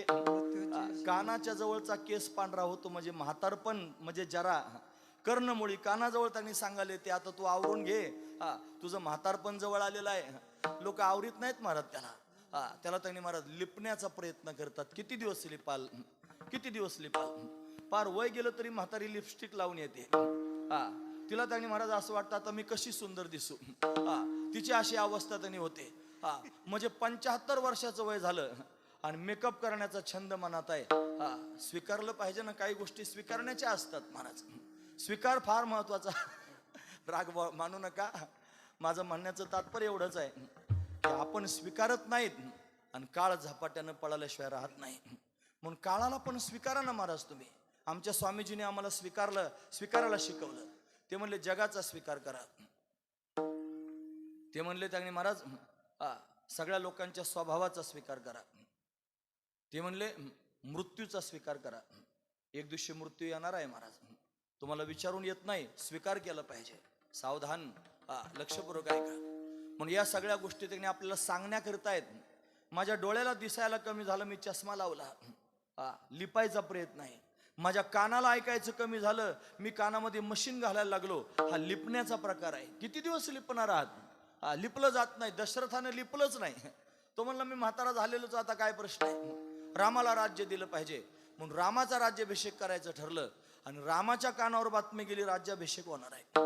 मग काय केलं पाहिजे. रामाला चिंता वाटायला लागली. आता जर माझा राज्याभिषेक झाला तर मी इथं अडकून पडेन. आणि अडकून पडल्यानंतर त्यांनी मला पुढचा प्रवास कसा करता येईल, काय प्रवास करायचा होता. रामाला माहित होतं की ते महापुरुष तपश्चर्या करून वृक्षाच्या रूपानं उभे आहेत, माझी वाट पाहत आहेत. ते वानरांच्या रूपानं उभे आहेत, माझी वाट पाहत आहेत. ते जंगलामध्ये पक्षी झालेले आहेत, माझी वाट पाहत आहेत. रात्रंदिवस आस लागलेली आहे. रामानं वचन दिलेलं आहे मी तुम्हाला दर्शन देण्याकरिता येईन. म्हणून ते सगळे त्यांनी महाराज अनेक रूपामध्ये वनात वाट पाहत आहेत. आणि मी जर राजा झालो तो वनात कसा जाईन त्यांना भेटायला. त्यांना भेटायला गेलं पाहिजे. काय करावं मग. मग कैकेयीच्या महालात गेले. तुम्ही ऐकतात ना सगळे. राम प्रभू रात्री त्यांनी कैकेयीच्या महालात गेले. 11:45 5 कमी असताना. आणि तिच्या समोर बोलायला लागले महाराज. म्हणले आई धर्मसंकटात पडलोय. म्हणे काय धर्मसंकट आहे बाळा. कैकेयी रामावर फार प्रेम करत होती महाराज. कैकेयी सारखं प्रेम कौशल्यनं सुद्धा केलं नाही रामावर. कशी करत होती माहितीये प्रेम. राम पाहायचा आणि मग त्याने शयन कक्षेमध्ये जायचं. राम पाहून झोपायचं डोळ्याला पट्टी बांधून. आणि ज्यावेळेला जाग व्हायचं ना त्यावेळेला रामाला बोलवायचं. राम डोळ्याने त्यांनी पाहायचं ना, पट्टी सोडायची. सगळ्यात आधी राम पाहायचा, मग जग पाहायचं. एवढं प्रेम रामावर होतं महाराज. रामाशिवाय त्यांनी चैन पडत नव्हतं. अशी कैकेयी होती. आणि त्या कैकेयीच्या महालात गेले प्रभू आणि तिला म्हणायला लागले आई माझी विनंती आहे तुझ्या समोर. म्हणे काय विनंती आहे रामा. विनंती का करतोस. म्हणे बाबांनी माझा राज्याभिषेक करायचा अशा पद्धतीने ठरवलेला आहे. ती म्हणली मग आनंदाची गोष्ट आहे रामा, तू राजा होशील, माझ्या डोळ्याचे पारणे फेटतील. म्हणे आई पण मी राजा होईल पण मी सामान्य त्यांनी नाही. मी मनुष्य दिसत असलो तरी मी सामान्य मनुष्य नाही. मग मी जगाचा मालक आहे, अनंत कोटी ब्रह्मांडाचा नायक आहे. आईला सांगू लागले. आणि माझ्या प्राप्तीकरिता माझ्या दर्शनाकरिता अनेक ऋषीमुनी साधू संत तरसलेले आहेत आणि ते माझ्या भेटीची वाट पाहत आहेत. आई मला त्यांच्याकडे जायचंय ग. मला याच्यात अडकून पडायचं नाही. फार महत्वाचा विचार आहे. मी तुझ्याकडे काहीतरी मागण्याकरिता आलेलो आहे. रामा माझा प्राण सुद्धा मी तुला द्यायला तयार आहे. तू म्हणशील ते मी करायला तयार आहे. आई विचार कर बरं. जर मी म्हणतो ते तू मला दिलंस तर कदाचित तुला वैधव्य सुद्धा येऊ शकतं. काही म्हणली वैधव्य आलं तरी चालेल. बायकांना सौभाग्य फार महत्वाचं वाटतं महाराज. त्यांचं प्राण असतो तो सौभाग्य म्हणजे ते जर त्यांनी महाराज गेलं तर त्यांना फार व्याकुळता निर्माण होते. काही तयार झाली, ती म्हणली वैधव्य आलं तरी चालेल आई, मी म्हणतो ते जर तुम्हाला दिलंस तर कदाचित तू कलंकित होशील, तुझं नाव कोणी घेणार नाही. युगयुगांपर्यंत सुद्धा त्यांनी महाराज तुझं नाव कोणी आपल्या मुलींचं ठेवणार नाही. आता एवढे नाव आपण पाहतो, कधी काही नाव तुम्ही ऐकलं का? काही नाव कोणी ठेवीत नाही महाराज. हा महत्वाचा विचार आहे. काही नाव सुद्धा लोक ठेवीत नाहीत. कलंकित होशील. ते म्हणले रामा युगयुगांपर्यंत कलंकित व्हायला तयार आहे, माग तुला काय पाहिजे. मग सांगितलं एकच वरदान दे, माझ्या वडिलांनी तुला 2 वर दिलेले आहेत, ते वर मागून घे. आणि मग मात्र त्यांनी महाराज 2 वर मागण्याकरिता कैकेयीला रामानं प्रवृत्त केलं. मग रामानं त्यांनी कैकेयीनं त्यांनी वर मागून, असं एका रामायणात वर्णन आहे. मग वरदान मागून त्यांनी घेतले आणि मग अशा पद्धतीनं राम वनवासाला गेला. राम वनवासाला का गेला त्याचं कारण फक्त एवढंच आहे की तिथं त्यांनी महाराज अनेक ऋषीमुनी रामाची वाट पाहत होते. सीतेला ज्या वेळेला त्यांनी महाराज अशा पद्धतीने पळून नेलं ना रावणानं, त्यावेळेला हा राम झाडांजवळ जायचा आणि झाडांना आलिंगन द्यायचा, जानकी जानकी जानकी तिकडं, आणि आलिंगन झाडाला. का बरं? झाड नव्हतं, ऋषीमुनी होते, त्यांच्या संगतीत जायचं होतं, त्यांच्या सेवेत जायचं होतं. फार महत्वाचा विचार आहे.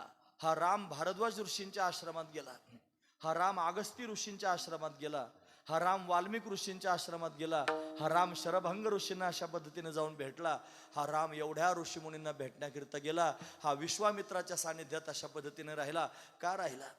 या रामाला सुद्धा त्या संतांच्या संगतीची गरज वाटली, या रामाला सुद्धा संतांच्या संगतीमध्ये सुख वाटलं. हा महत्वाचा विचार आहे महाराज. राम त्या संतांच्या संगतीमध्ये स्वतःहून राहतो, राम त्यांची संगती स्वतःहून अशा पद्धतीने करण्याचा प्रयत्न करतो. म्हणून त्या संतांची संगती आपल्याला झाली पाहिजे. आपण जर संतांच्या संगतीत गेलो तर वेगळा राम शोधायला जायची गरज पडणार नाही, राम त्यांच्या संगतीत आयताच प्राप्त होईल. हा महत्वाचा विचार आहे. कारण त्यालाच त्यांच्या संगतीत राहण्याकरता कासावीसं वाटतं. 14 वर्षाचा वनवासच तेवढ्या करता होता, संतांच्या संगतीत जाण्याकरता.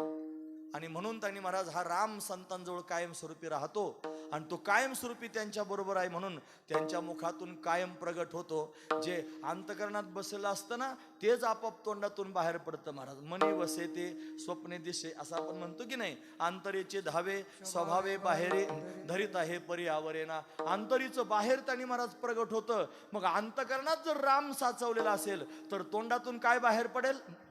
राम. म्हणून ते त्यांनी महाराज राम राम सदैव म्हणत राहतात. त्यांच्या संगतीत गेलो तर त्यांनी राम नामाचं श्रवण घडेल आणि अखंड त्यांनी महाराज भगवंताच्या चिंतनात राहता येईल. हा त्यातला भाव आहे. त्यांच्या संगतीत जर त्यांनी जाऊन कुत्र्याच्या रूपात राहिलो तर त्यांचं उष्ट खायला भेटेल. उष्ट म्हणजे त्यांनी महाराज ताटातून उष्ट पडलेलं असतं त्याला आपण उष्ट म्हणतो. इथं उष्ट म्हणण्याचं तात्पर्य असं आहे, काही वर्ण असतात ना जे कंठातून प्रगट होतात, त्याला मूर्धन्य असं म्हणतात. काही त्यांनी दंत्य असतात, काही ओष्टे असतात, म्हणजे ओठातून शब्द बाहेर पडतात. ते ओठातून बाहेर पडलेले जे शब्द त्या ओष्ट वर्ण असतात. ते ओष्ट म्हणतात त्याचा अर्थ झाला आणि उष्ट असा शब्द बाहेर झाला. त्या संतांच्या संगतीत जर राहिलो तर त्यांचं उष्ट खायला भेटेल. याचा अर्थ काय होईल? त्यांच्या मुखातून भगवंताचं चिंतन ऐकायला भेटेल. गावबा त्यांनी आणि गावबा पडवीमध्ये लोळून राहत होता. घंटी वाजली का जेवायला जायचं. घंटाच बांधली होती नाथांच्या घरी. खनखन घंटा वाजला की जेवायला पंक्तीला जाऊन बसायचं. आणि मग नाथ महाराज प्रवचन सांगायचे, कथा सांगायचे, कीर्तन करायचे त्या वाड्यामध्ये. हा मात्र पडून राहायचा. पडल्या पडल्या सगळं ऐकलं आणि ऐकून त्यांनी एक दिवस असा त्याच्या जीवनामध्ये आला की नाथ महाराजांना जलसमाधी घ्यायची होती. भावार्थ रामायण त्यांनी लिहायचं काम चालू होतं, थोडं अपूर्ण होतं. म्हणे नाथा एवढं रामायण पूर्ण करा मग मग थांबा. ते म्हणे नाही आता मी थांबणार नाही, मला जायचं. मग रामायण कोण पूर्ण करील? म्हणले माझा गावबा आहे ना. गावबा लोळतच होता महाराज. नुसता पूर्णाच्या पोळीवर तर आम्ही वैकुंठवासीन आलो पोळ्या दाबायशी. दणकून पोळ्या महाराज, नुसत्या पोळ्याच खायच्या, दुसरं काही खायचंच नाही. लोळून पोळ्या खात होता. आणि तो त्यांनी गावबा त्यानं भावार्थ रामायण उर्वरित लिहिलं नाथांचं. एवढं सुद्धा वेगळं नाही महाराज. तंतोतंत कुठंच त्यांनी बाजूला करता यायचं नाही. कशाचा परिणाम झाला? संतांच्या संगतीचा परिणाम झाला. त्यांचं उष्ट खायला मिळालं, म्हणजे ओठातून ऐकायला मिळालं, ते ऐकून अंगामध्ये बांधलं आणि बांधून तसंच तसं त्यांनी महाराज प्राप्त करून घेतलं. हा त्यातला दिव्य भाव आहे. म्हणून संतांची संगती व्हावी, कोणत्याही प्रकाराने व्हावी. मग त्यांच्या घरी कामाला राहायचा प्रसंग असला तरी चालेल. त्यांच्या घरी त्यांनी महाराज बटईनं काम, बटई कळतं ना तुम्हाला, वाट्यानं काम करणं. तुमच्याकडे वाटेकरी असतात की नाही मला माहित नाही. म्हणजे बटईनं काम करणं. बायका जर भांडायला लागल्या, कधी कधी त्यांच्याकडे एक ठेवणीतला शब्द असतो, हे बटकुरे असं म्हणतात त्या. ही बटकुरी शब्दाचा अर्थ काय होतो? बटईनं काम करणारी. म्हणजे काय? बटईनं, वाट्यानं काम करणारी जी स्त्री आहे की नाही, भांडण झालं की तिला असा शब्द वापरला जातो, बटीक. हा महत्वाचा विचार आहे. कामाला राहीन पण संगती करीन. बटीक म्हणजे बटईनं काम करीन पण संगती करीन. कोणत्या ना कोणत्या तरी रीतीनं त्यांनी संतांची सेवा करीन, संतांचा संग प्राप्त करून घेईन. हा त्यातला भाव आहे महाराज. तोच भाव महाराज वर्णन करू सांगतात.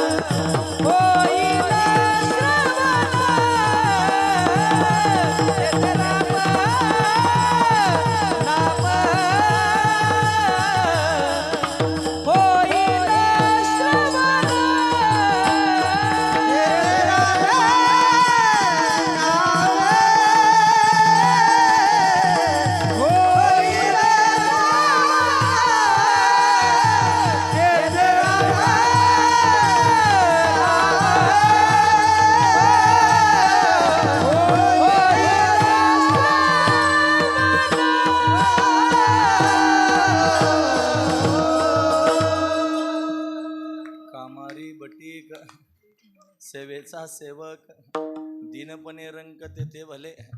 तुमचं सुरू झालं की तुमचंच ऐकावं वाटतंय, मग नंतर बोलावंच नाही वाटत. फार छान. कामाला राहीन संतांच्या घरी, येणं केनं प्रकारानं संगती घडेल. फार महत्वाची गोष्ट आहे. कोणत्या तरी प्रकारानं संगती घडली पाहिजे ना, म्हणून काही निमित्त करायचं.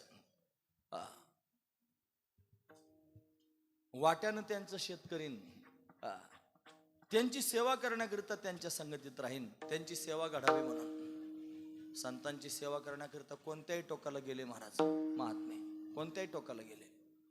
ज्ञानोबराय आदी करून भावंड आणि काशी यात्रा करण्याकरिता गेले महाराज. तुम्ही ऐकतात ना सगळेजण. मीच फार दमलेलो आहे, जास्त तुमचा जीव खायचो नाही. मी थांबेन वेळेत, लक्षपूर्वक ऐका तर खरं मी काय सांगतोय ते. यात्रा करण्याकरिता काशीला गेले. कबीर महाराज काशीत राहत होते. कबीर महाराज काशीत राहत होते. कबीरांना कळालं संत आले म्हणून. घाईघाई संतांना सामोरे गेले महाराज. या ना महाराज घरी, या ना महाराज घरी, असं करून सगळ्या संतांना कबीर महाराजांनी आपल्या घरी नेलं. आणि संत घरी आणल्यानंतर पत्नीला सांगायला लागले, अगं असं कर ना, संत आलेले आहेत, काहीतरी स्वयंपाक कर ना. संध्याकाळची वेळ होती, संत आले होते, स्वयंपाक करण्याकरिता हट्ट चालला होता. बाईनं त्यांनी शुकशुक करून बोलवलं कबीर महाराजांना. म्हणे काय आहे? अहो म्हणे घरात काहीच नाही स्वयंपाक करायला, किराणाच नाही स्वयंपाक करायला, आणि आता तुम्ही स्वयंपाक करायचं म्हणजे अरे संत घरी आले, त्यांची सेवा करायला नको का? त्यांच्याकरता जेवण तयार केलं पाहिजे, स्वयंपाक केला पाहिजे, काहीतरी कर. म्हणे काय करू, पण सगळे भांडे मोकळेच आहेत. मग काय करायचं? म्हणे थांब काहीतरी तरतूद करतो. कबीर महाराजांचा मुलगा होता, त्याचं नाव होतं कमाल. कमाल महत्वाचा मुद्दा आहे. दोघे बापलेक म्हणले आपण किराणा घेऊन येऊ. कुठं जायचं किराणा आणायला? वाण्याकडून आणायचं, त्याची पहिलीच एवढी उधारी होती, आणि तो कसं काय आपल्याला किराणा देईल? मग दोघा बापलेकाने विचार केला, वाण्याचं दुकानच फोडायचं, चोरी करायची, आणि चोरी करून संत जीव घालायचे. मग चोरी करण्याकरिता निघाले महाराज. ते वाण्याचं दुकान मागच्या बाजूनं फोडलं आणि फोडून आतमध्ये प्रवेश केला कमालाने. आणि कमालाने आतमध्ये प्रवेश केल्यानंतर काय पाहिजे होता किराणा, तेवढा अशा पद्धतीने घेतला आणि कबीर महाराजांच्या हातात दिला त्या छिद्रातून बाहेर. त्याने तो ते घेतला आणि बाहेर जायला अशा पद्धतीने निघाले. आणि मग आता मुंडकं बाहेर काढलं त्या छिद्रातून, पण बाहेर जाताना पाय मागे कोणत्या तरी डब्याला लागले. खडबड खडबड आवाज झाला आणि वाणी जागा झाला. तो वाणी जागा झाल्यानंतर त्याने महाराज तो घाईघाई आला, त्याच्या लक्षात आलं चोर आले म्हणून. त्यानं लगेच कमालाचे पाय पकडले. आता डोकं बाहेर काढलं होतं भिंतीतून आणि पाय त्यानं धरून ठेवले वाणीनं. आता काय केलं पाहिजे? आता जर समजा आपण दोघे चोर आहोत म्हणून पकडले गेलो तर सगळ्या गावात बोबाट होईल हे चोर आहेत, आणि या संतांना जळ करायला आपण चोऱ्या करतो, तर आपण स्वयंपाक करून पण आपल्या घरी जेवायचे नाहीत. संतांना जीव घातलं पाहिजे, फार महत्वाचा विचार आहे. कमालानं बापाला सल्ला दिला. तुम्ही ऐकतात ना सर्वजण, फार महत्वाचा विषय आहे. संतांची सेवा करण्याकरिता कमालानं बापाला सल्ला दिला, बाबा माणसाची ओळख ही त्याच्या चेहऱ्यानं असते.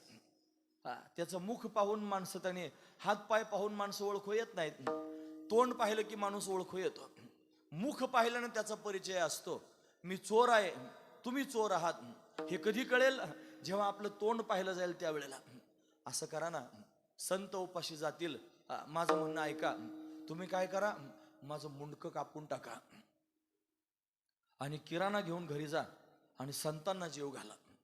कबीर महाराजांनी कमालाचं म्हणणं ऐकलं आणि स्वतःच्या हातानं स्वतःचं पोराचं मुंडकं कापलं. महाराज मुंडकं कापून टाकलं. हे चरित्रात आहे, मी माझ्या मनाचं सांगत नाही, लक्षपूर्वक ऐका. आणि ते मुंडकं कापलं, एका हातात ते मुंडकं आणि एका हातात किराणा. घरी गेले, मागच्या दारानं गेले. बाई म्हणले आणला का किराणा? म्हणले हो. किराणा एका हातात दिला. म्हणजे दुसऱ्या काय दुसऱ्या हातात? कमालाचं मस्तक तोडून आणलं होतं, दाखवलं. एका आईनं एकुलते एक पोराचं तुटलेलं मुंडकं पाहिलं. काय झालं असेल नाही, काळजाचं पाणी पाणी झालं. आकांत करायच्या विचारात आहे, तिचं तोंड दाबलं. रडू नकोस, संत आलेले आहेत. हा किराणा घेऊन पहिला स्वयंपाक कर आणि कुठेतरी लपून ठेव. वर ठेवलं मुंडकं शिंक्यावर आणि तो स्वयंपाक अशा पद्धतीने केला आणि भगवंताचं चिंतन करीत करीत स्वयंपाक केला. केवढ्या वेदना झाल्या असतील. संत जेवले, विश्राम झाला. वाण्यानं मात्र ते मुंडकं तुटलेलं जे शरीर आहे ना, ते शरीर त्यांनी महाराज ओढून घेतलं होतं. त्याला वाटलं दुसऱ्या चोरानं मुंडकं तोडून नेलं, कोण आहे काय माहिती. चव्हाट्यावर त्यांनी महाराज अशा पद्धतीने खांबाला बांधून टाकलं, ते मुंडकं नसलेलं शरीर बांधून टाकलं. आणि बांधून टाकलं, हात असे मोकळे आहेत आणि असं त्याला बांधून टाकलेलं आहे. कोणीतरी ओळख करा आणि हा कोण आहे पहा, आमच्या घरी चोरी करण्याकरिता आला होता. काही चोरलं नाही, थोडं डाळीचं पीठ चोरलं, थोडी ज्वारी चोरली आणि थोडंसं त्याने तेल मीठ चोरलं. याच्यापेक्षा काही धन चोरलं नाही, संपत्ती चोरली नाही, पैसे चोरले नाही, फक्त खाण्याचा शिदा चोरला. आणि असा असणार हा चोर आहे, आणि वाण्यानं त्या चव्हाट्यावर बांधून टाकला. दुसऱ्या दिवशी सकाळी सगळे संत त्यांनी महाराज पहाटे जागे झाले, गंगेचं स्नान झालं आणि भगवंताच्या दर्शनाकरिता निघाले. त्याच चव्हाट्याच्या जवळ आले, भगवंताचं भजन करत करत चालले होते. त्या सगळ्या संतांना समोर आलेलं त्यांनी महाराज पाहून, ज्याला मुंडकं नव्हतं ना, ते मुंडकं नसलेलं प्रेत त्यानं 2 हात जोडून नमस्कार केला महाराज. सगळ्या संतांना आश्चर्य वाटलं की याचं मुंडकं कापून नेलेलं आहे, त्यानं नमस्कार केला. विचारपूस सुरू झाली, अरे कोण आहे हा, नमस्कार कसं काय करताय त्याचं प्रयत्न. कबीर महाराज रडू लागले, म्हणे महाराज खरं सांगतो, तुम्ही रात्री घरी आलात आणि तुमच्या जेवणाकरिता आम्ही चोरी करण्याकरिता गेलो, पकडले गेलो. पण हा ओळखू आला असता तर आम्ही चोर सिद्ध झालो असतो, तुम्ही आमच्या घरी काही खाल्लं नसतं. म्हणून त्याचं मुंडकं मी कापलं, माझा मुलगा आहे कमाल. असं म्हणल्यावर संत गहिवरले. हो का नाही गहिवरायचे?